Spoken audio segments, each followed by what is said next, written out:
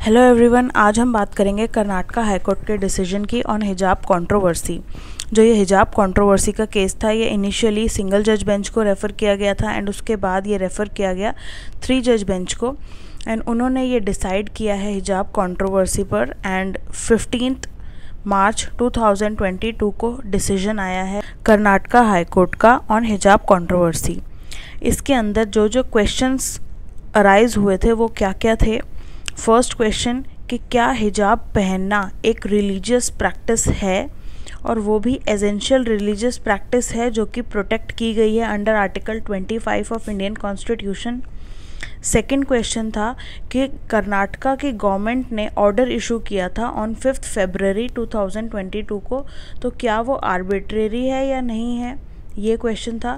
Third कि क्या disciplinary inquiry होनी चाहिए अगेंस्ट द रिस्पोंडेंट, जो भी स्कूल है या स्कूल के जो भी टीचर्स हैं उनके अगेंस्ट।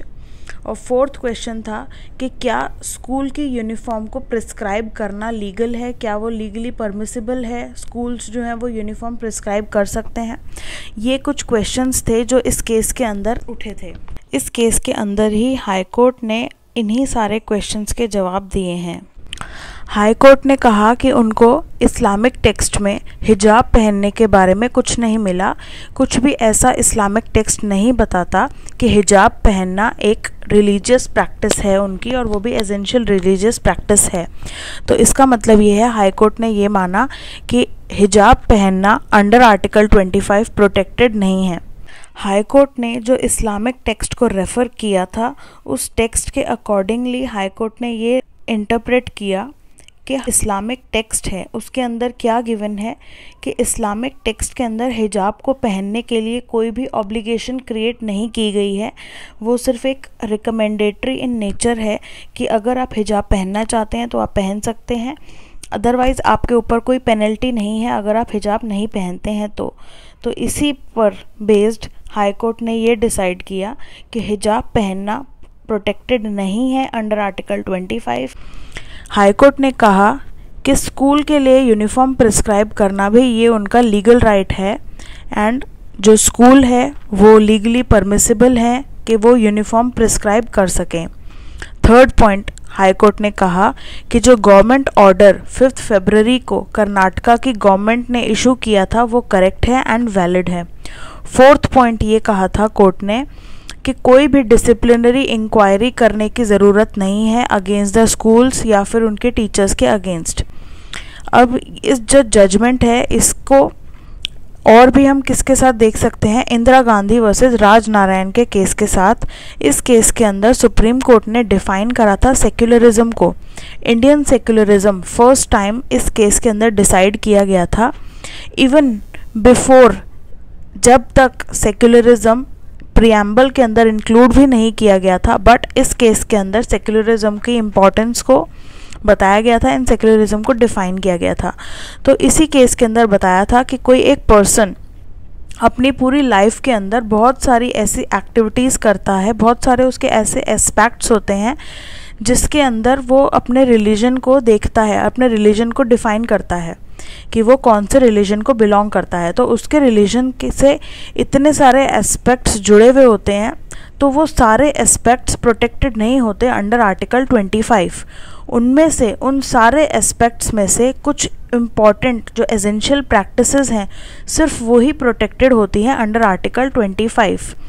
तो यही है सेक्युलरिज्म का मीनिंग कि जो भी एसेंशियल प्रैक्टिस हैं रिलीजन की, आपके किसी भी एक पर्सन के एसेंशियल प्रैक्टिस हैं रिलीजन की, वही प्रोटेक्ट करी जाएंगी अंडर आर्टिकल 25।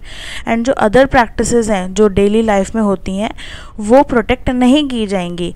जो डॉक्टर BR अम्बेडकर हैं उन्होंने भी कहा था कि सभी एस्पेक्ट को प्रोटेक्शन नहीं दी जा सकती अंडर आर्टिकल 25 एंड ये सही नहीं होगा हर एस्पेक्ट को प्रोटेक्शन देना under article 25 of Indian constitution. अब अगर कभी भी कंट्रोवर्सी आती है कि ये पॉइंट, कोई भी एक प्रैक्टिस ये रिलीजियस प्रैक्टिस में एसेंशियल प्रैक्टिस मानी जाएगी या ये एसेंशियल प्रैक्टिस नहीं मानी जाएगी, ये कौन डिसाइड करेगा? ये कोर्ट डिसाइड करेगी कि ये प्रैक्टिस जो है रिलीजियस प्रैक्टिस मानी जाएगी या फिर रिलीजियस प्रैक्टिस नहीं मानी जाएगी। तो ये कोर्ट का काम है कि कोर्ट डिसाइड करेगी। अब सबरीमाला के केस में भी कोर्ट ने क्या देखा कि वुमेन्स को टेंपल में ना जाना उनकी रिलीजियस प्रैक्टिस थी, पर क्या ये रिलीजियस प्रैक्टिस कॉन्स्टिट्यूशनल मैंडेट को पूरा कर रही है? तो आंसर हमें क्या पता चला, नहीं, ये कॉन्स्टिट्यूशनल मैंडेट को पूरा नहीं कर रही है। अगर कोई रिलीजियस प्रैक्टिस है तो उसको कॉन्स्टिट्यूशनल मैंडेट को भी पूरा करना है, जैसे कि right to live with dignity and gender equality. ये इम्पॉर्टेंट कॉन्स्टिट्यूशनल मैंडेट्स हैं जो उस समय टेंपल के दौरान टेंपल में जो भी प्रैक्टिसेस फॉलो की जा रही थी वहाँ पर इन मैंडेट्स को फॉलो नहीं किया जा रहा था एंड इन मैंडेट्स को वायलेशन हो रहा था। तो वहाँ पर कोई भी रिलीजन अगर प्रैक्टिस हो रहा है तो उसको गारंटी नहीं मिलेगी, उसको प्रोटेक्शन नहीं मिलेगी अगर वो प्रैक्टिस वायलेट कर रही है किसी भी पर्सन के कॉन्स्टिट्यूशनल राइट को।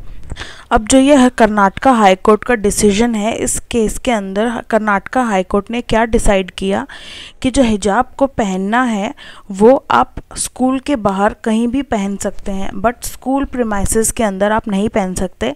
एंड जो स्कूल ने यूनिफॉर्म को प्रिस्क्राइब करा है आपको उस यूनिफॉर्म को भी पहनना पड़ेगा, क्योंकि उनका लीगल राइट है यूनिफॉर्म को प्रिस्क्राइब करने का, एंड जो प्रिस्क्राइब करा है आपको उसको फॉलो करना पड़ेगा।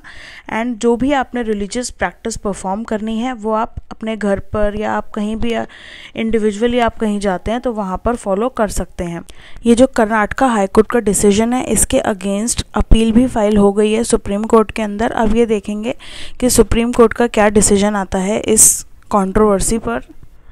That's it for now, thank you so much for watching.